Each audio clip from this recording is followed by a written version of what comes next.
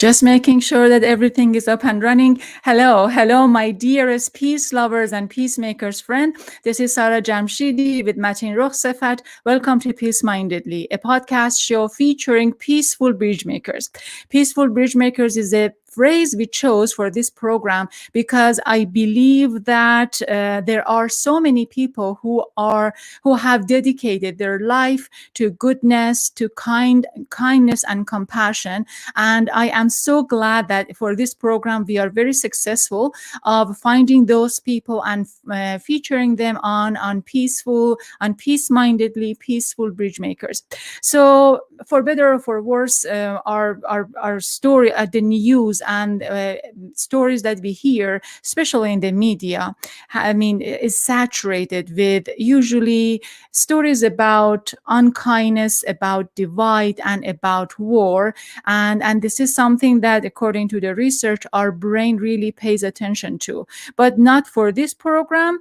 On Peace Mindedly, we are able to find peaceful bridge makers who are graciously sharing their time, sharing their thoughts, and sharing their wisdom with us to make us and help us to understand and go further within our own knowledge.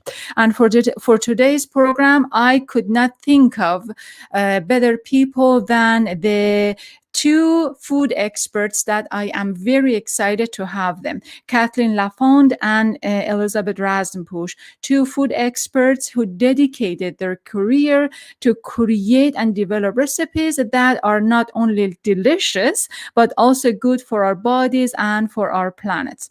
Later during the show, I'm going to have Azadeh Torabi, Gold Tune News food writer, in the program to tell us about her plan on Thanksgiving, on friend giving, and family giving. I always enjoy when Azadeh has this kind of phrases, interesting, funny phrases during the Thanksgiving that is. So this program, we are focusing on food because we are just only about 2 days away from Thanksgiving. And Thanksgiving is an important tradition in the United States. So generally speaking, Americans believe that their Thanksgiving is modeled on a 1621 harvest feast, a celebration that was shared by the English colonist settlers. We call them pilgrims in the U.S. and also the Wampanoag people, the natives of America. I am not going to explain what we did with those lands and with those people who made their life impossible. However, I am going to focus on the Thanksgiving dinner that we celebrate in the US. It usually includes turkey, bread stuffing, potato, cranberry, and pumpkin pies. So these are many of the delicious foods that I am excited to hopefully cook this year. But again, this year is very different than any other year, and we are also going to talk about that. So there you go. I'm going to bring Kathryn into our program. Hello, Kathryn. Kathryn, welcome. Hello. Kathryn Lafond is known for her love of prayer, song, and ceremony, and food. She is devoted to help us remember that all life is sacred, and that cooking is the act of transforming the sacred plants and animals into nourishment. Kathryn has served her community as an intuitive energy healer, health coach, and writer for more than 25 years. Kathryn, she is as an ex-chef and caterer. She combined her skills to author Seasoned with Gratitude, 200 recipes and blessings celebrating the greater nourishment of real food. And I do have the book with me here. I just wanted to quickly show the book. So it's such a good, interesting, huge book that we are going to talk about and enjoy the book and the recipes, and especially when the author explains the book is something meaningful and more delicious, especially if we're talking about cookbook. Okay, and with me I have Elena Razmpoosh.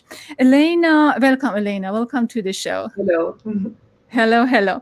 Elena is registered dietitian, nutritionist, RDN, with a master's degree in nutrition sciences from the University of Washington in Seattle. Elena works for Juju Beat, a plant-based restaurant and juice bar located in Seattle. Elena is mastermind of developing new delicious vegan recipes. She also runs her food business and consultation, a business called Nutrition with Elena LLC. Welcome, welcome, both of you, beautiful people. Thank you so much for being in this program. Thank you for having us. Excellent. Okay, so I'm just going to jump into the food and ask my first question. I mean, both of you are so big in talking about real food and talking about, so we need to cook real food. What the heck is with real food? When we are talking about real food, I mean, aren't the food that we are eating are not real? So therefore, we need to specifically talk about real food. Kathryn, I'm going to start with you. When I'm talking about real food, I'm generally talking about that which you can recognize. You can see it, and its ingredients are there in front of you: produce, vegetables, fruits, meats that are recognizable, that don't have foreign ingredients that we can't even buy at the grocery store separately. So I'm talking about that which grows and raises, hopefully in a sustainable manner, to its highest nutrient count. And excellent. So, Elena, when we talk about real food, what are we talking about?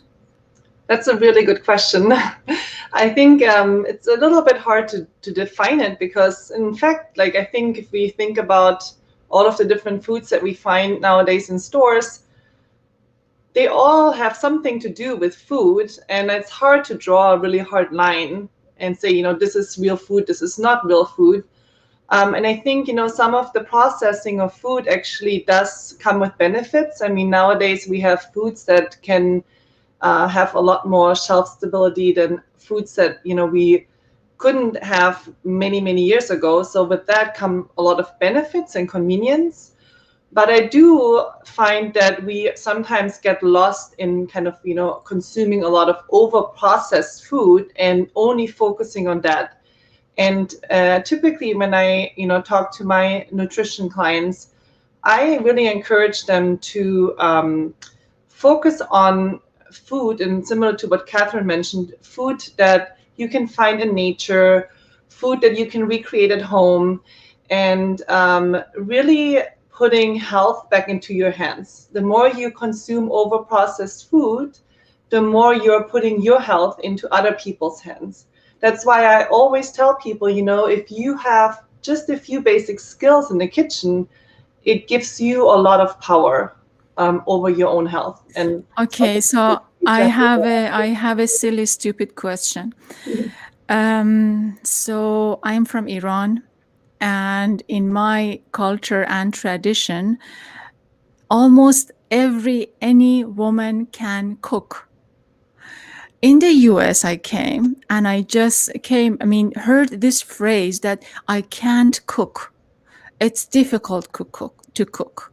I can't cook. So I wonder, it's just stupid, silly, but is it possible that we cannot cook? Kathryn, what do you think? Why would you think that? Is it because women feel domesticated and it's a very domestic, labor-intense activity that they do not want to admit to the kitchen? Or is it because they are not interested in spending their time in the kitchen? Or is it because just such a boring job? Or is it because it's very feminist? Or is it because, I don't know, I just want you to tell me what's how on earth someone can say that I cannot cook? it is not a silly question at all, Sarah. I believe that in many ways cooking became a chore, and it lost its sacred nature. That this was an honor. This was a gift to be able to work with the life of plants and animals. And so for many, I think it becomes, is it my passion or not? If it's not my passion, I let somebody else do it for me, and I do what I love more. And so I think that that's one of the links to this, that at this point in time, many women in particular, but men too, they weren't raised knowing the tasks of nourishing themselves, and that medicine can come to them readily by their own hands. So Mhm. we had something drop away, and I think it was the reverence for what it can offer you to know how to cook. Yes, and then in the book you're talking about adding blessings in the process of making food. How do you do that? Do you just take the blessings from the cupboard and put it in your food? Well, I have to add a little bit of a story here in that I believe that food, and I agree with what Elena was saying earlier, that for me, food is one of our precious first medicines, and that I needed to come to a place of reverence for what that daily ritual of preparing and eating food actually is. And the way I describe it is a divine exchange between living things.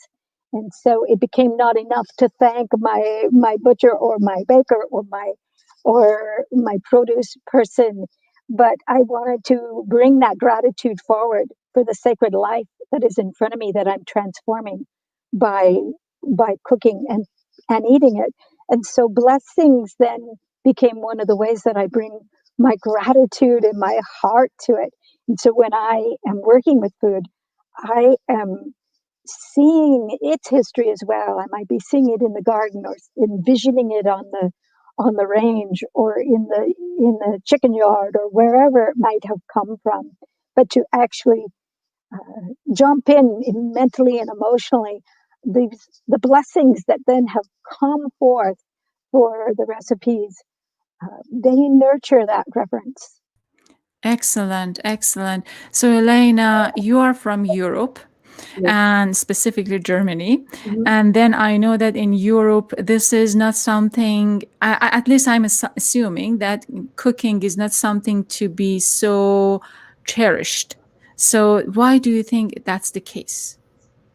Mm, I think this is, I think it's a globally like a change that we have kind of witnessed over, the many years. If I think about my grandma's position in the family, I mean, she was the one who was at home, and my grandpa was the one who was working. And I think we, as a woman, specifically just talking about women, we had one particular job, right? And so, as over the years, as women have started to also focus on careers and also trying to figure out all of the other things that we kind of try to manage in one day, we, obviously like kind of moved away from making things from scratch and trying to focus more on how can we make things a little bit more convenient.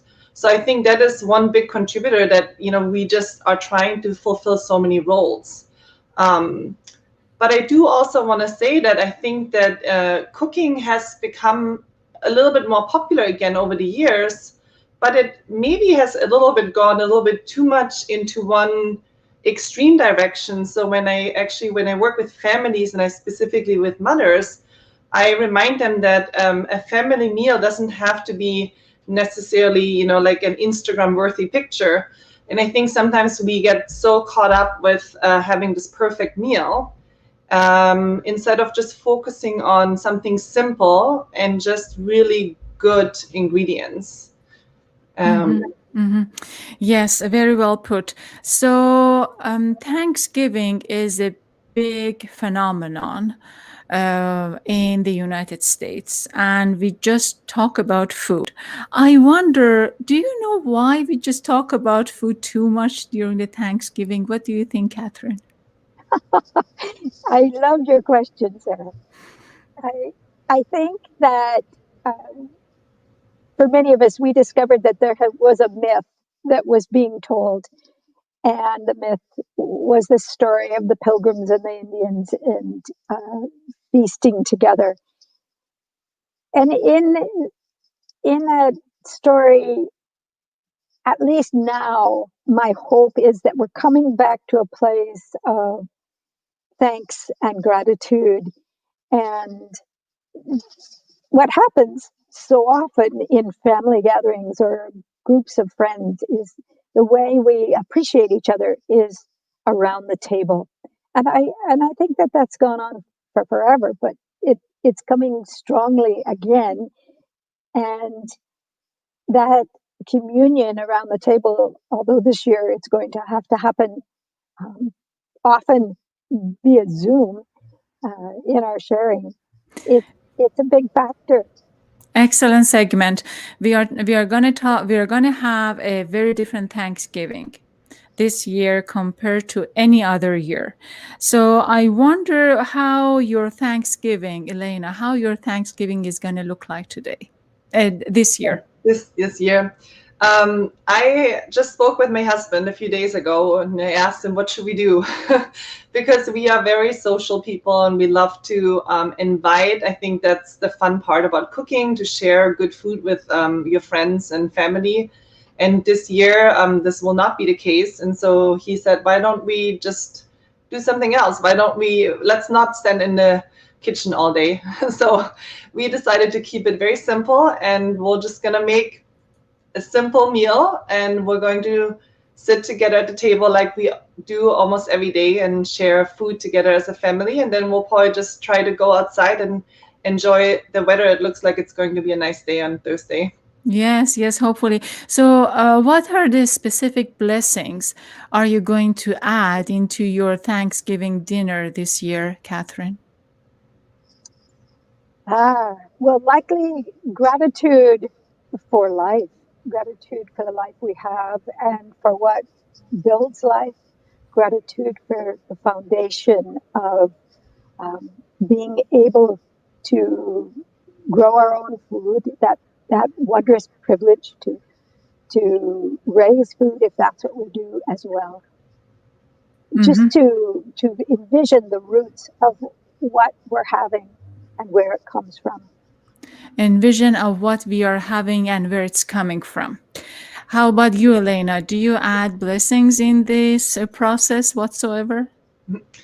I think I definitely on Thanksgiving we very much try to make a point of like teaching our kids, to think about thankfulness. But I think generally speaking, what we do in our family and what I also like to teach as a dietitian, to be more mindful when we are sitting down together as a family. And I believe that a way to bringing, being more present in the moment when you're sitting down. There's a lot of different traditions that people have all over the world. And specifically in our family, what we do, we like to hold hands. And then we have a saying, if you don't mind me sharing it, it's a little bit I love that. But we hold our hands and we say, peep, peep, peep, guten Appetit, nushe jan itatakimasu, bon appetit. So it basically means bon appetit in different languages. And every time when we have another friend from another country with a different background join us, they teach us a new language. And then we add that to our start of the meal. Excellent. So for those of our audience who are coming from Arabic background or any other background, they can also contact you to tell you about their nushijan or bon appetit and all of those, and then you can include in the prayers. Yeah, so much good thing is happening here. Okay, Elena, why do we feel too full when we eat turkey? I think there are probably a few different answers, but one particular one is that when it comes to eating food, and especially food that we maybe don't eat very frequently, like a Thanksgiving meal, we get very excited and we tend to eat very fast because we're excited about it and we overeat, I think. And I think we generally, I think we can all benefit from, again, taking a moment and slowing down.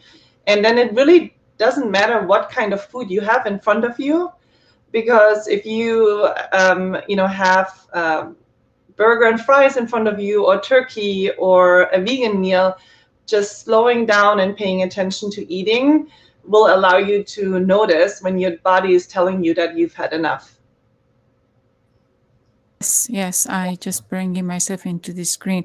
Kathryn, would you ever feel too full after Thanksgiving dinner?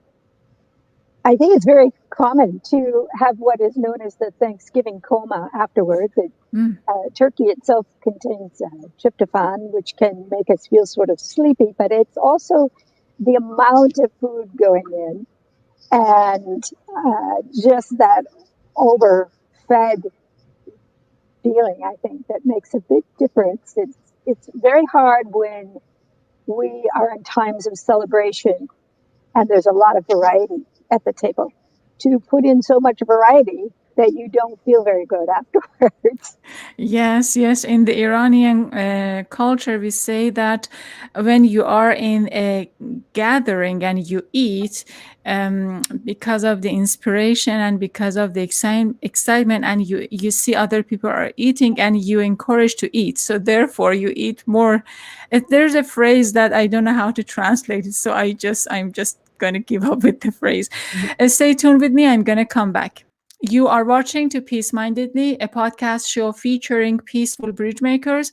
So here's the thing, the deal today. This episode is our last episode for this season. It is the second season. Martina and I put together some of them. And honestly, I am proud. I am proud of the programs that we created for this for this season. So we had an activist who is taking shoes back to Congo to help to the children in Congo, and has delivered so many shoes to his homeland. We had two philosophers explaining happy life and feminism to our audience. We featured a woman who thinks women tell better stories about women, and then we talked about girlfriends who take friendship and girlfriend friendship, so to speak, very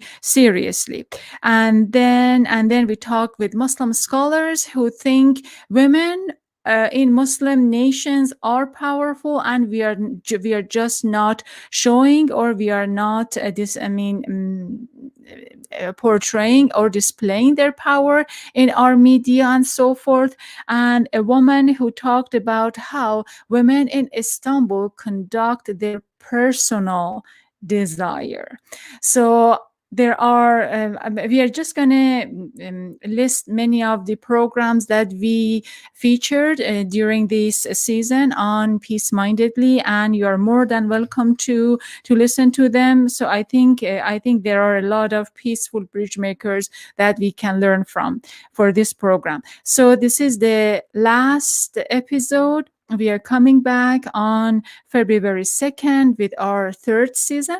And then we follow the same tradition. It's going to be every Tuesday at 12 noon. We go live on many social media channels, and we conduct our interviews. Our guests are going to be politicians this time, and then also writers, peace activists, and filmmakers.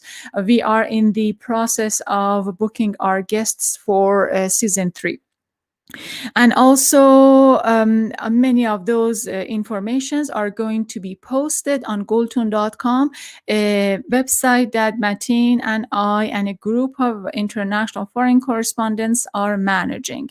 Speaking of which, speaking of goldtune.com, I have one of our dearest writers, Azadeh Torabi, Iranian American food writer, who has basically taken the food writing for Goldtune on her hand for many years. I am very grateful for the stories that she filed for us. So if you go to goldtune.com, you search Azadeh, you'll see lots of delicious recipes from a Mediterranean cuisine by Azadeh. So I have her on the screen. Welcome, Azadeh. Good afternoon, Sarah. Good to Very be good. here. Good to have you. Thank you so much.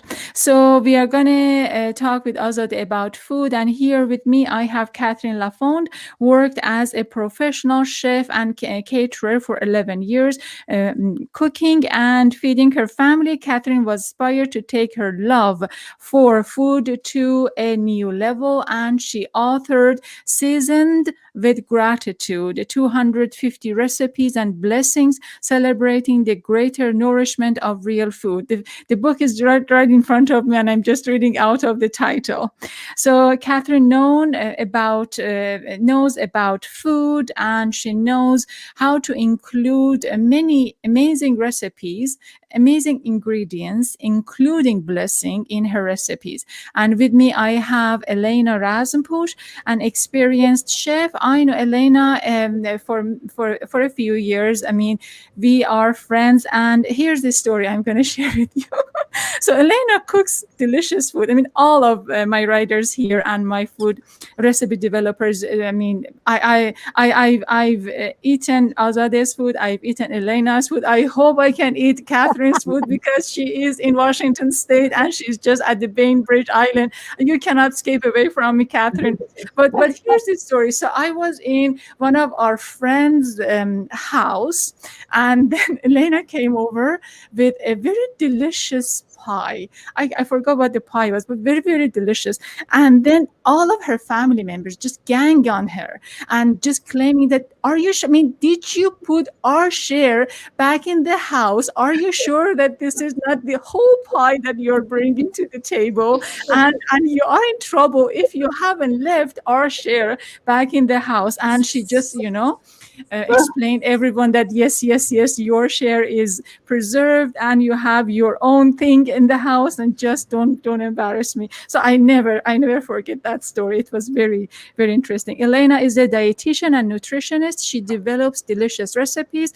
I keep yeah, and then she taught me gluten-free bread, so I'm still cooking it for myself and for my mother-in-law.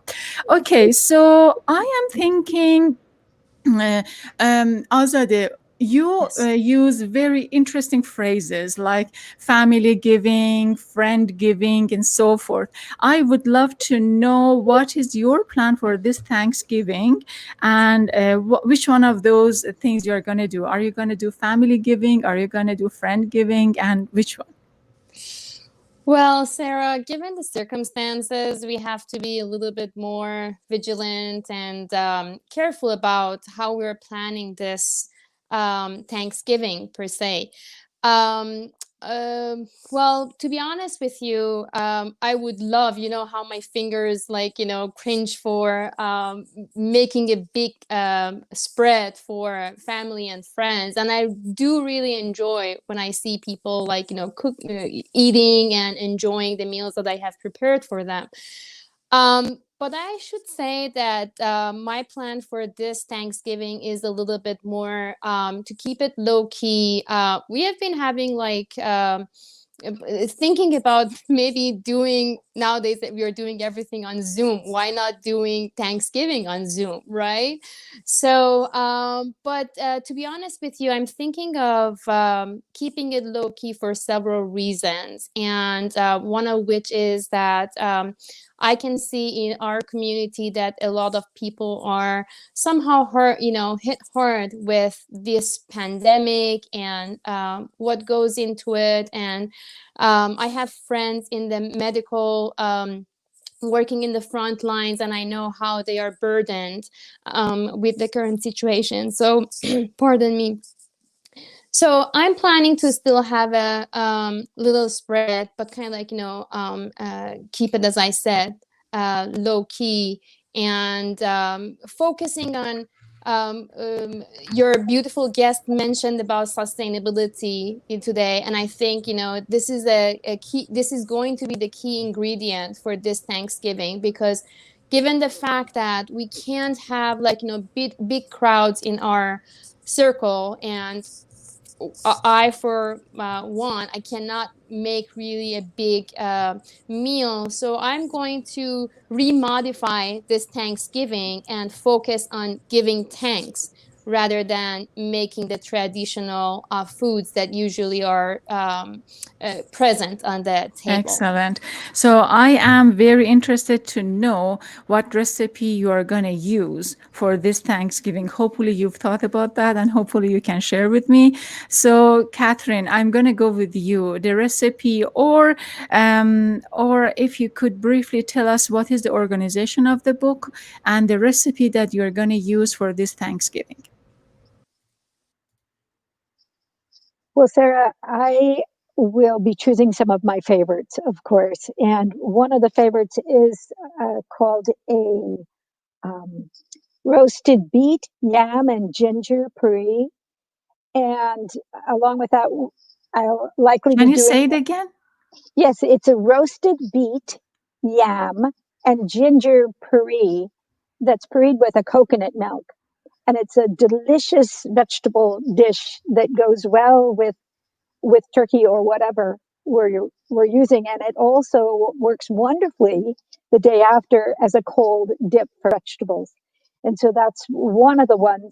And I have a traditional holiday brine and thyme turkey recipe that I'll be using. We had thought about canceling the traditional Thanksgiving dinner this year, and we're only hosting a couple of neighbors. And so I asked them what their preference was.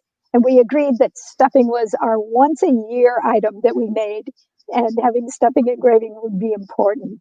So that Excellent. is going to be part of the program. Excellent, excellent. So how about you, Elena? What are you gonna what is your recipe? One of the main recipes you're gonna prepare for the Thanksgiving.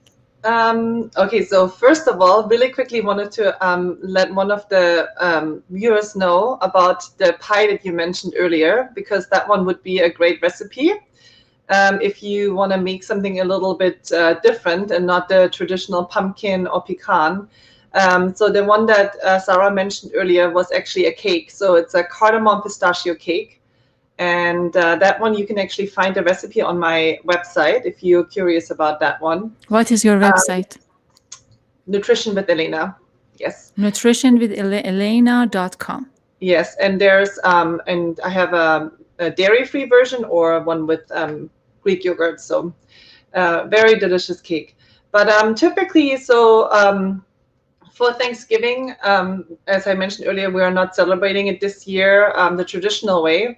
But typically, my husband always takes over the turkey and the meat cooking, and I'm in charge of the vegetables. And I love to just make a variety of different vegetables and provide a lot of color and add that to the table. And it's actually funny that Kathryn just mentioned something about beets, because that was the first thing that came to my mind when you asked me about a recipe. I love making roasted beets, and I love actually surprising people who tell me that they don't like beets. And I love to see the surprise on their face when they try it, because oftentimes they have grown up with canned beets and they say, I don't like beets. And then all of a sudden, when you actually roast fresh beets and you add a little bit of olive oil and a little bit of vinegar and a little bit of Malden sea salt. Sometimes I put a little bit of creme fraiche underneath and chop up some pistachios, a little bit of arugula.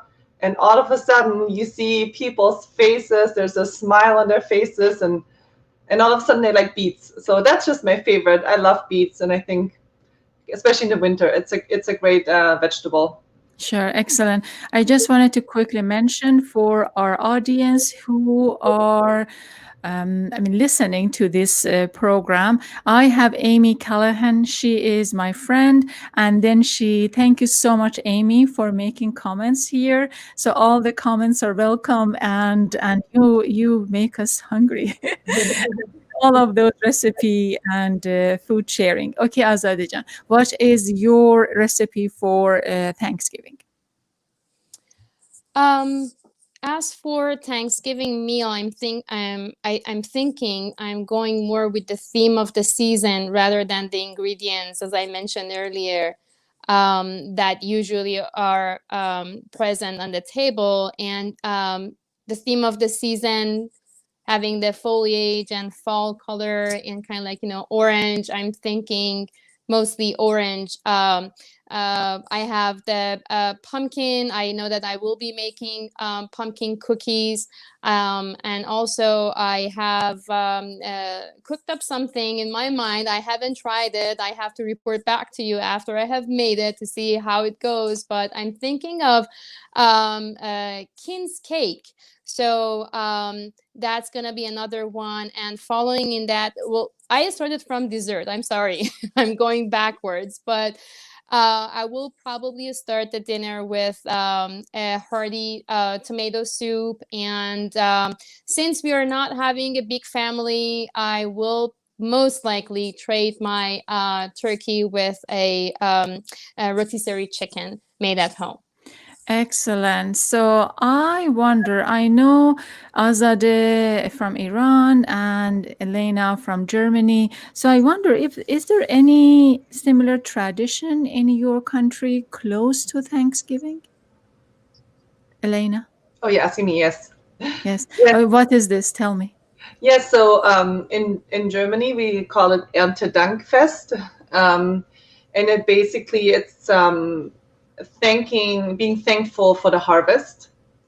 And I have to say I've been in the US since 2000, so I kind of feel sometimes caught between two worlds. And if you ask me right now, how do you celebrate it exactly? I have to really think hard about it. But the idea is to bring food. Everyone brings something to the table. And at the German preschool that my little one used to go to before, pre-COVID, one way the school would celebrate it is asking, each family to bring something to share. So again, it's very similar, sharing, being thankful, and yes. So it's very similar to the United States and what we do here. How about you, Azadeh? What do we do? I can't remember. Well, I think kind of like culturally, fall season being the harvest season, we usually have something happening. It might not be as stapled and as pronounced as Thanksgiving in the U.S., but we are usually having some sort of celebration for the season, and it kind of like shows in the dishes that we make, because we usually go with whatever is available in the season. So our food changes dramatically from, for instance, what we eat in the summer versus what we are eating throughout the fall and winter time.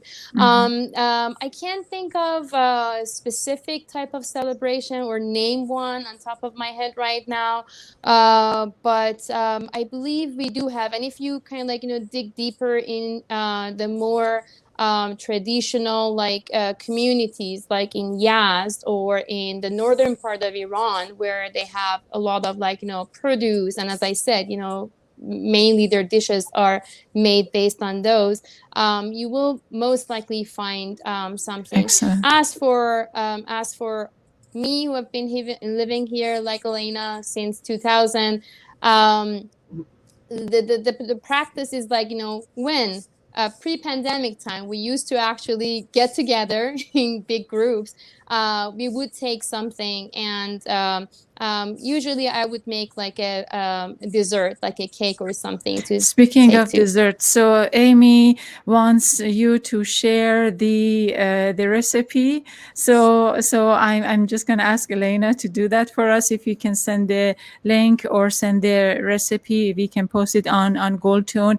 Kathryn, why do we why in the book you are keep talking about gratitude and include blessing in the process of making the food?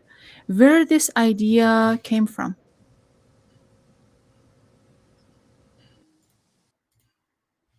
Where did it come from? I think it came from a recognition that we get confused of what it is that's feeding us. And when I would reflect on exactly what was happening and understood that it was life giving life to create more life, and that I was just part of that cycle um, as a species, as a human. I'm part of that species as well.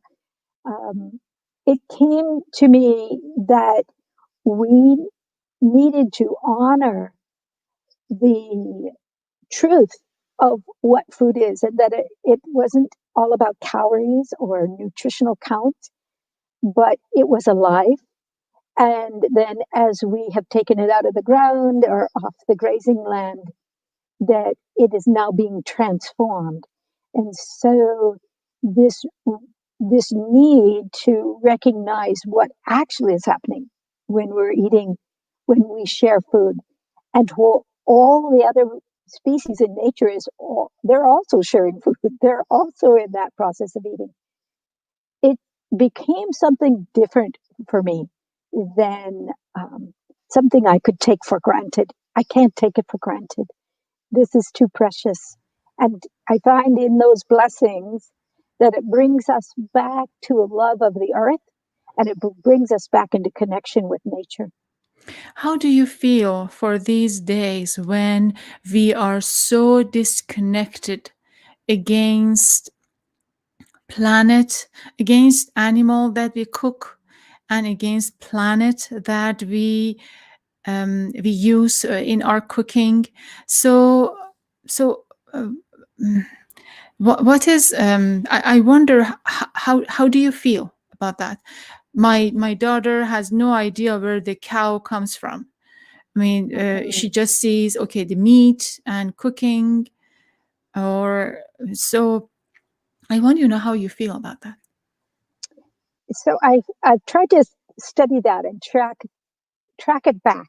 And my understanding is that it takes both plants and animals to make this a nutritious cycle of life.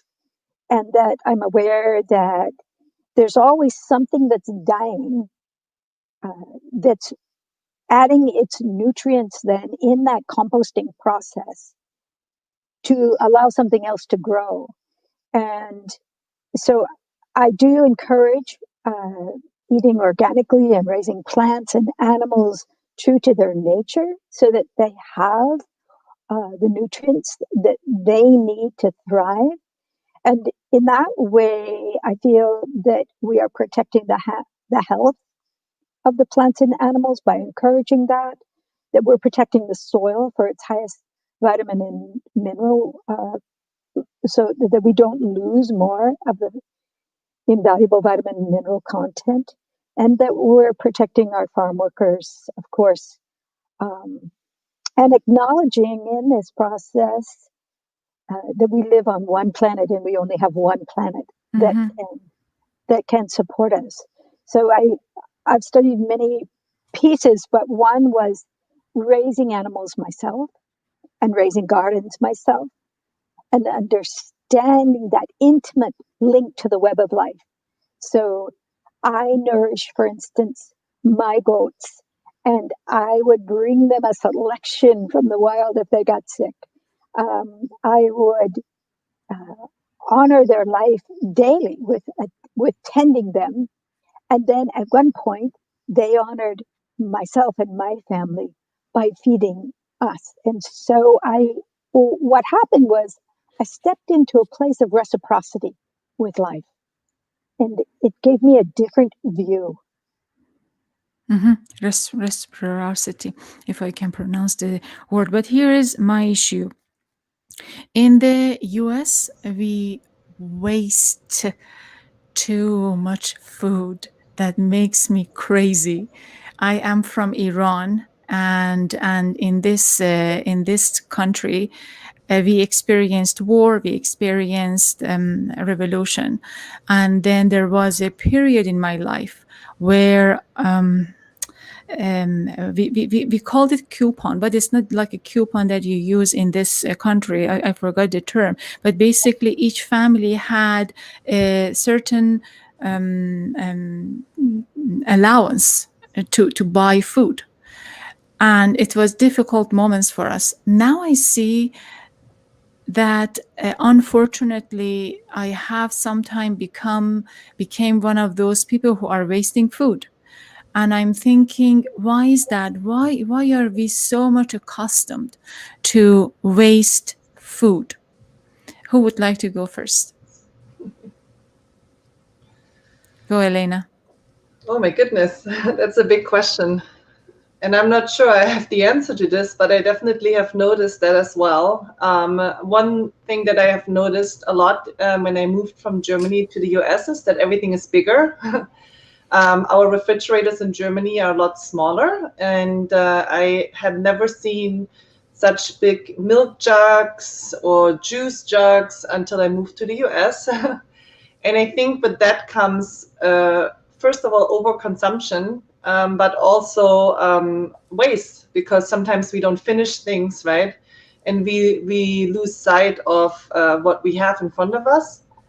When we have less in front of us, we focus more on that, right? And I think, again, also, Kathryn brought up so many good points, because we are so disconnected from the food, whether we're talking about animals or plants. And I think it's the case in a lot of countries, in Germany as well, but definitely in the US. And I think because we are so disconnected, we don't appreciate it and we waste more. So I actually really want to encourage you listeners, just like what Kathryn said, to just try to grow 1 or 2 plants. Buy, like, maybe just start with one thing. You don't have to be a master gardener right away. Maybe some tomatoes, or maybe something hardy like a cucumber or a squash or something like that. And just, especially if you have kids, it's so great for them. Or if you are not into growing something, or you don't have the space, then take your kids to a place where you can see how food is grown or how animals are raised. And I think that is a good starting point to, first of all, be more connected and to learn to appreciate it. And once you start appreciating food more, you are starting to, it almost hurts to waste food, when you I appreciate it. agree. Azad, I don't know if you, I mean, I try not to, I truly, truly try not to waste food, because I traveled a lot and I know people die out of malnutrition or out of starvation. But I wonder, how do you control food waste in your household? Briefly. Yes, that's actually a great question, and I 100% agree with Elena. Whether you have experienced the food vouchers or not, it's still. I think it's disrespectful to food and to the great medium that God has given us. And also, it's a disrespect to people who have worked in that industry. They have, put their sweats, and they have put their, hard work and all their time that they could have spent with their families. They have put it into growing healthy, nutritious food for us. So for me, it's very personal. And as you mentioned, growing up during the time that we really had to be very careful about the amount of food that we could provide for our family, and make it kind of last long enough until the next time that we could go and buy certain food products. So I am very careful about that, and I try. What do you do in your house? How do you not try to waste food? For me, I think having a plan and make sure that every bit of food is properly consumed, it's the key. Like for instance, when I'm having some, especially with fresh, produce, they go bad. Especially if you're buying organic, produce, they go bad real quick. So, not purchasing in bulk as if there is not going to be another shopping spree for you to go and enjoy it. I'll try to have some plan of the ingredients that I purchased, what am I gonna make with them, how am I going to treat the leftovers, if something can be like go into a freezer, or should it be consumed like immediately. So you try to have a plan. For us in our household is whenever we reach eggs, I am gonna cook next food. But as long as we are not eating eggs, there is no new food.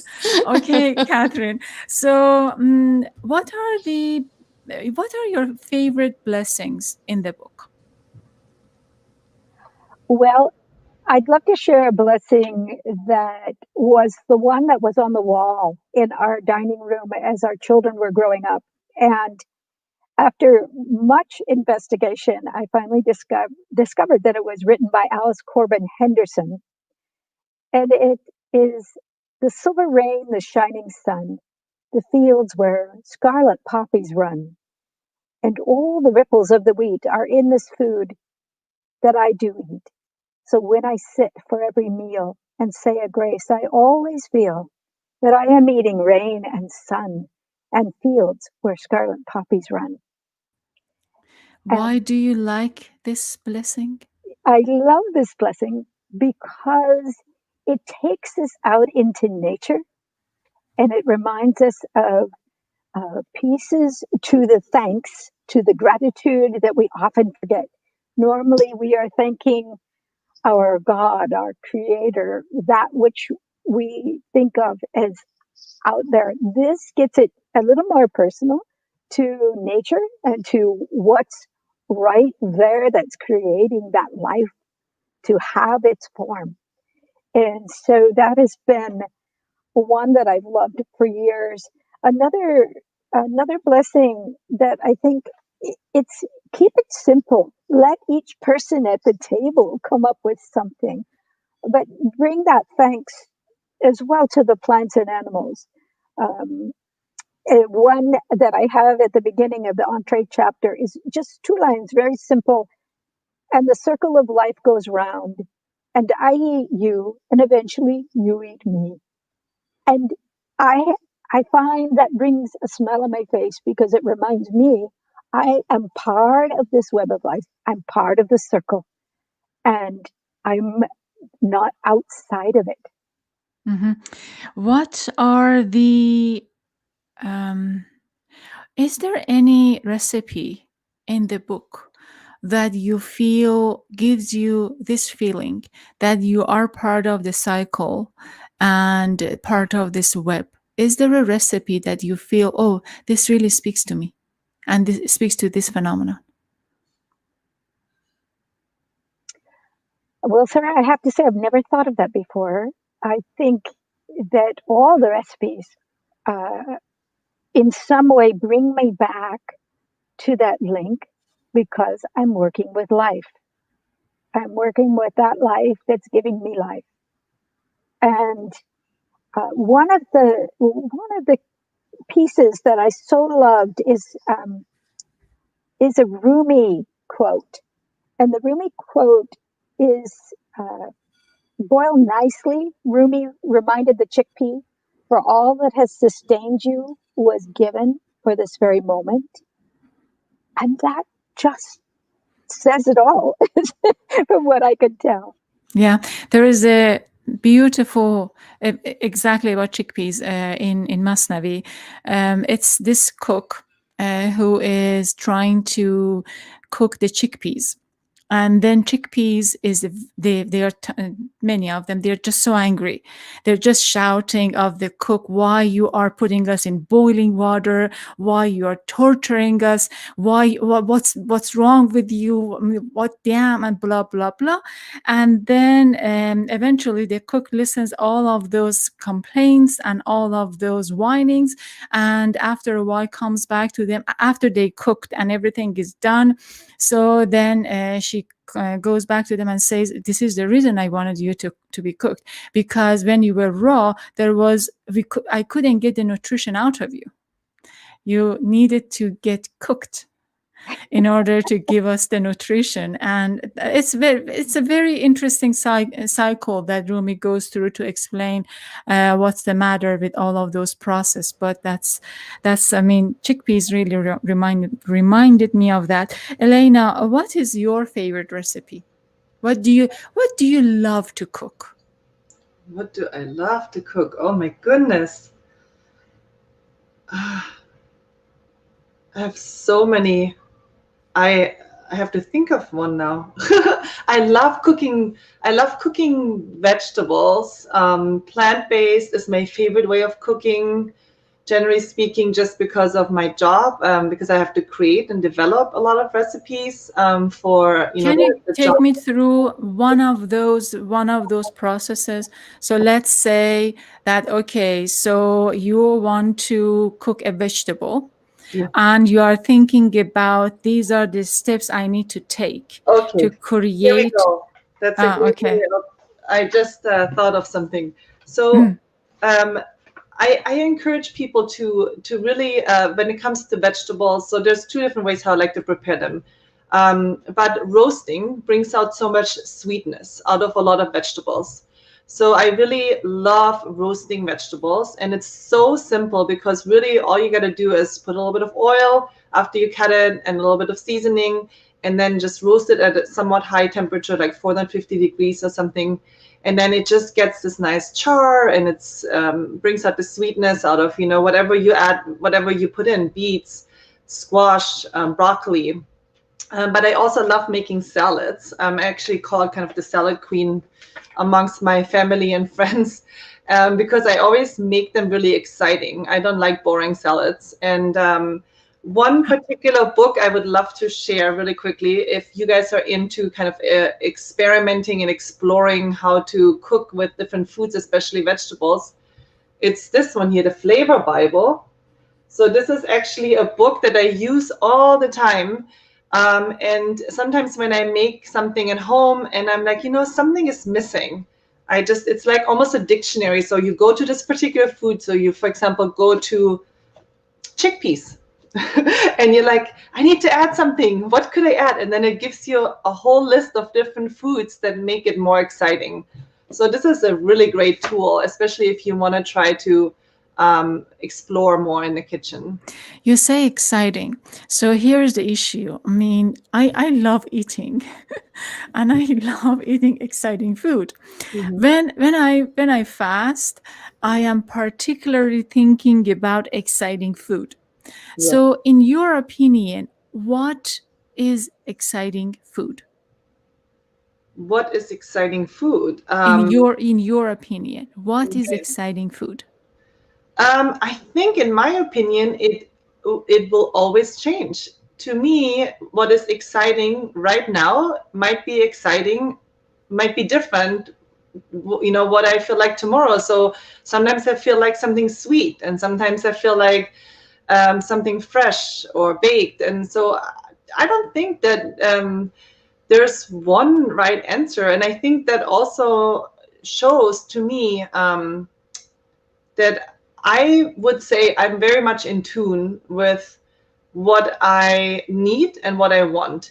And actually, you brought up a really good point. I think the more we restrict ourselves, and I really, really try to avoid that for myself, and I also encourage my nutrition clients to not restrict themselves, because when we restrict ourselves, for example, you mentioned fasting, which I understand sometimes it's religious based, but that is what we do. We only focus on the foods that we cannot have, and it is not sustainable. Not sustainable. I'm going to come back to the sustainable issue. But for you, Azadeh, what is your most favorite recipe? It's really hard to say because I'm a very season-based type of person. Like, I would like to listen to my body, and what my body is telling me is kind of craving for a particular season. But what I cannot think of not having in my kitchen is my spices. I believe you can make any boring, bland vegetable meat, anything, you can make it exciting with the spices that you use.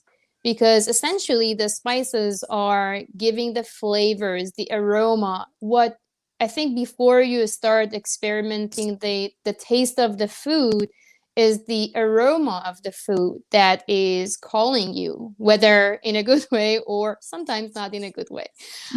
So for me, having my spices readily available and on top of my list, of course, you can tell that would be saffron to give the beautiful color, hue, and aroma. And, the spices, they are very versatile. You can use them for your main dishes, for your salads, for your dessert. So yeah, I cannot specifically say there is a one particular dish that I love to cook all the time, but the spices, I can give you my list. Excellent, excellent. Kathryn, did you want to say anything? Oh, yes, I'm in quite the agreement here that I change with the seasons and want warmer foods when I'm in the cold part of the year. And spices are just so critical. My favorite recipes often will be because of the complexity of these spices together. So I might go more for Thai food or Chinese food or Indian food, and then come back after a number of meals with lots of garlic and ginger and cardamom and cinnamon and all sorts of yummy things. I'll come back and then I'll fix a simple roasted yam with shallot oil. So at that point, I'm just ready for the most simple flavors to come forth and reveal themselves. Very good. We are in the pandemic and in cold season. So in your opinion, if you were to cook a dish for your family that serves well with the cold season, and probably in the back of your head, you're thinking is going to protect them against pandemic, what food would you choose? Elena. I think especially during these colder months, I would recommend a soup. I think it's very nurturing. It's comforting when we cook. What kind of soup would you make for your family? Well, it's actually funny that you ask, because I ended up having a moment this morning to speak with my mom in Germany, and she said, I'm hungry. I don't really feel like cooking for a really long time, and she lives by herself. And I said, Mom, do you have red lentils at home? Yes. Do you have some onions? Do you have some mint? I'm like, there's an amazing soup. It's called a Turkish red lentil soup, and my family loves it. It has bulgur in it, red lentils. You saute the onions a little bit in the beginning to add some sweetness and flavor, of course. And it's so simple. Look it up, Turkish red lentil soup. And again, you get you get a lot of fiber, you get a lot of protein from the lentils. You don't need to add any meat. You don't need to add any dairy. And then the bulgur, and then it just fills you up, and then a little bit of lemon juice and the mint. And I'm hungry. Thank you. I'm so hungry. It's kid approved. Both of my kids love it. Awesome, Kathryn. What would you cook for your family during the cold season? Well, because you were speaking of a lovely vegetable dish, I'm going to talk about perfumed red cooked chicken, because you can put the whole thing in one pot and just let it cook. And it would have lots of garlic and cinnamon and ginger, as well as toasted sesame oil and sherry and tamari and green onions. So it's all in that one pot. And then I might do rice and a beautiful lush salad, a kale salad or something of that nature beside it. But to recognize, then I have bones to make stock. I have a really juicy broth to work with that I can add to my stock that has lots of complex flavors in it. And so I can take it for many meals afterwards. What is the name of this food again? Perfumed red cooked chicken. Perfumed red cooked chicken. Because as you cook it, it just perfumes the whole house and everybody gets hungry. Excellent. Azadeh, what do you cook for your family during the cold season? Yes, as you know, we have those thick soups that we call osh, and they basically have all the ingredients that you would normally cook them separately. But I would love to make that, and I actually make that a lot during this season. It has got a lot of herbs like fresh cilantro, parsley, spinach, green onions, and then you can add your grain of choice, whether it's rice or if you're using barley, and then including a lot of legumes, taking the chickpeas from Rumi's kitchen. And yeah, it comes together very nicely. And I think with these sort of dishes, in particular, especially during this time, even though we have a lot of time to spend with the family, we still want to have a nutritious meal. So these type of dishes, like a soup or Kathryn's red aromatic chicken, I think these are great companions for the slow cookers that we have in the pantry. Yeah. So you can still make a hearty food, but you don't have to take time away from your family. Yes. So I wish I could add Amy to this discussion because she's just making lots of good, excellent comments. Amy John, thank you so much for making the comments. Really appreciate it. Please stay put. I'm going to come back. You are watching to Peace Mindedly, a podcast show featuring peaceful bridge makers. Today's program. So I'm going to start all over again because I just messed up the sentences. You are watching Peace Mindedly, a podcast show featuring peaceful bridge makers. This show is available in many social media channels. We are on 4 Facebook channels, on YouTube, LinkedIn, Periscope, Twitter, and hopefully for the next season, I'm going to have Amazon StreamYard for the show. So we are in many social media channels, broadcasting live on Tuesdays at 12 noon. This program is the last program of season 2. We are coming back with season 3 on February 3rd, I think it was. If I'm not getting it wrong, hopefully I'm not getting it wrong. And then the other thing is this: everything is going to be edited and put together as a podcast show, and we will post in more than 11 channels on different podcast platforms. You can find Peace Mindedly on Spotify, iTunes, Google Play, Apple Podcasts, Google Podcasts, or anywhere that you choose to listen to your podcast audio recordings, audio pleasures. So for this hour, we're talking with Kathryn Lafond, author of Seasoned with Gratitude. You can find the book on goldtune.com, the website we manage, and also the website that Peace Mindedly podcast is housed, and also in many different online stores. This book is available. Also, Elena Razmpoosh manages her food and consulting business. You can find lots of information about Elena on nutritionwithelena.com, and her business is Nutrition with Elena LLC. I will try to post her email on this show, so then you know how to get in touch with Elena. And then Azadeh is the food writer for goldtune.com. She's a recipe developer and also proficient in Mediterranean kitchen. She is putting together to start her food blog. She told me, I hope that I'm not spoiling, but hopefully we'll feature Azadeh and her food blog on goldtune.com. She's been written for us for many years, and now she is one of our guests. So at the end of and also Mateen is taking care of everything that we need to take care of during this show. Thank you very much. At the end of every program, I ask my guests to share something meaningful about peace, about kindness and compassion. This is the theme for our show. I covered war. I mean, I know war, I know revolution, I know many, many wars.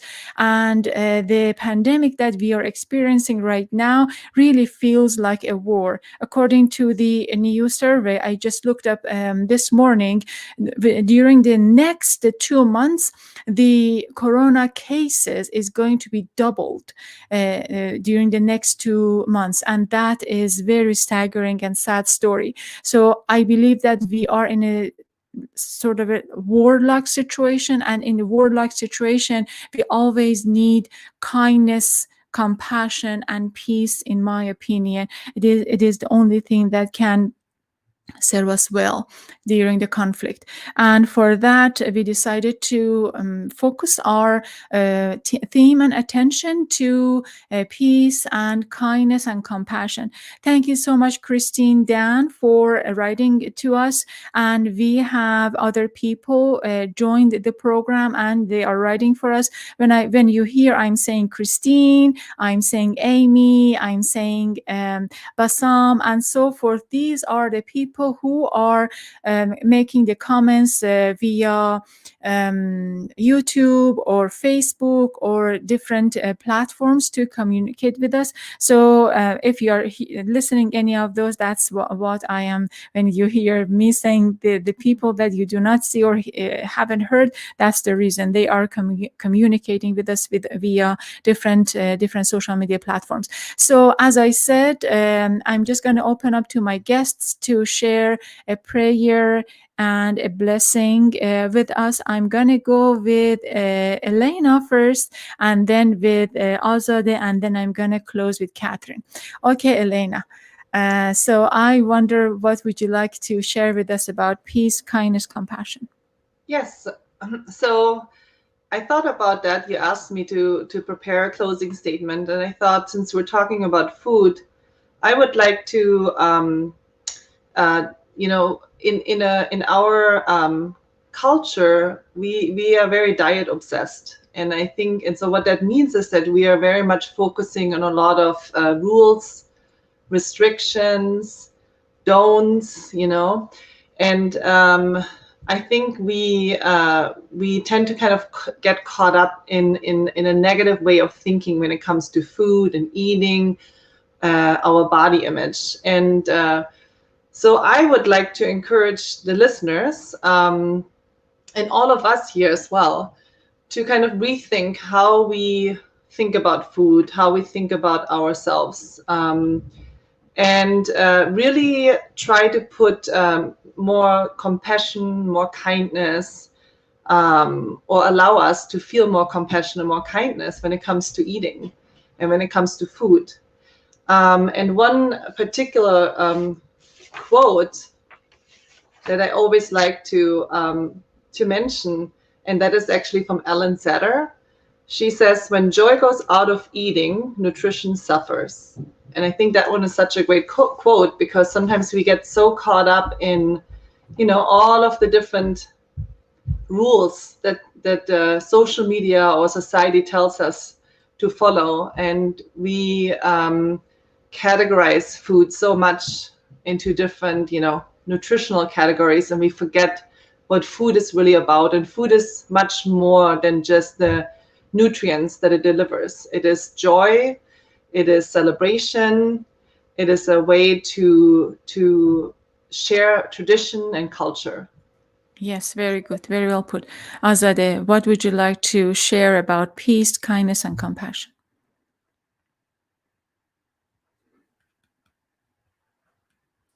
Pardon me. No worries.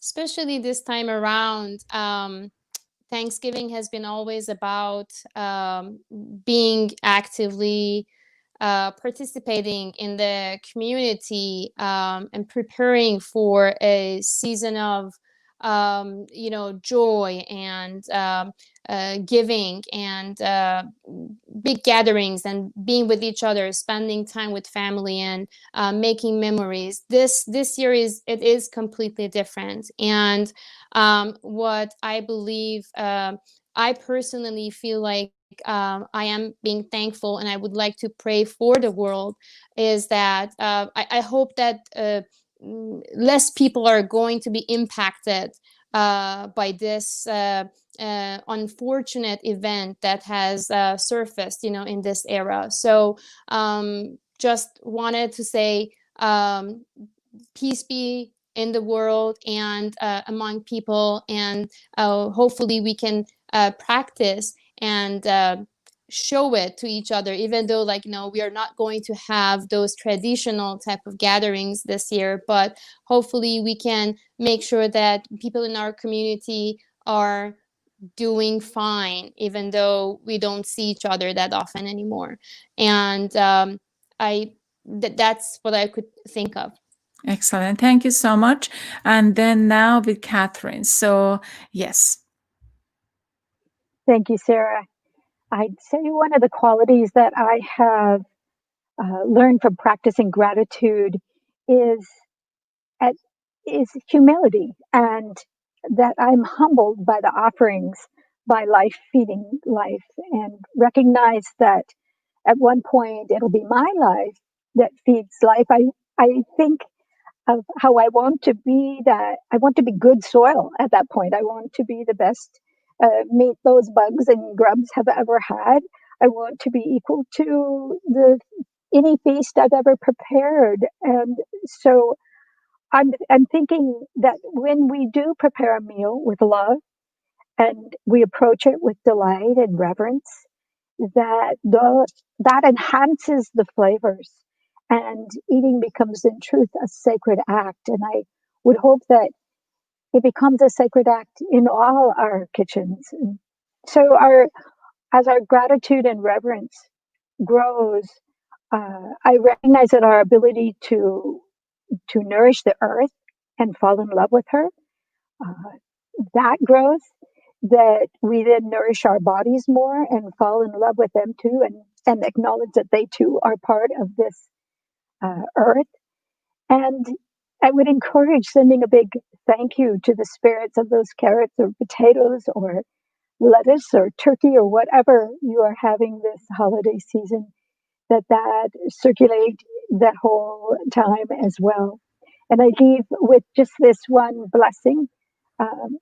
Every time I make a dish of anything, it becomes a life made new, and it will never again be created in exactly the same way. And that's how I leave room for the mystery that is the sacredness of the plant and animal beings who offer this nourishment. And so may that mystery grow in all of us. Inshallah. So you can find Kathryn's book on goldtune.com, Seasoned with Gratitude. It's a good read and lots of recipe, sacred blessing food and good recipes. You can find Elena on nutritionwithelena.com.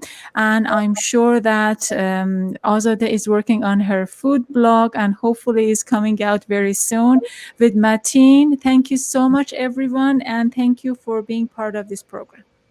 Thank you so much. This was such a delicious segment. Thank you. Thank you, ladies. Take care. Thank you. Very nice to meet you all. Khuda Nice Hafiz. to meet you, Elena. Bye.